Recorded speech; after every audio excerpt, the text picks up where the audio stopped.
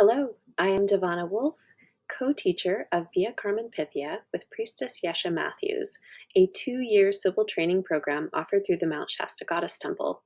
Today, I'm going to give you a little glimpse into one of the inspiratrixes of our program, the Vestal Virgins.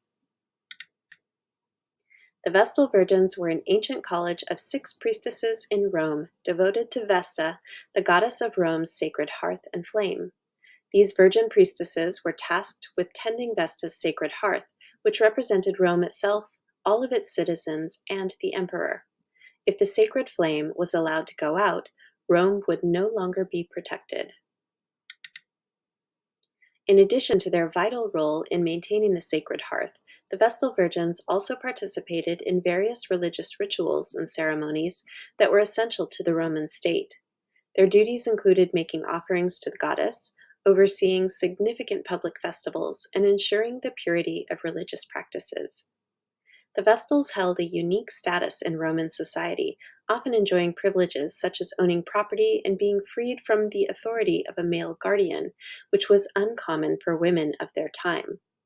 Their service was considered a sacred duty, and the consequences for breaking their vow of chastity were severe. This commitment reinforced the belief that the spiritual well-being of Rome depended on the purity and devotion of its Vestal Virgins. Whenever there was a state-sponsored public occasion, the Vestal Virgins would be brought to it in grand pageantry. They served in a similar fashion to our modern notary public figures, as their word was considered trustworthy. They witnessed and held the documentation of treaties, wills, and other official paperwork. They also had the power to free slaves and prisoners simply by touching them. If a prisoner was on the way to be executed and his path crossed the path of a Vestal Virgin, he was immediately freed. They were given priority seating at all public events and were responsible for performing public rites to purify the community, such as the annual ritual sacrifice of straw figures into the Tiber River each May. The annual festival of the Vestal Virgins was on June 7th, when mothers from across Rome would bring offerings to their temple, and where the Vestals would make their sacred mola salsa powder.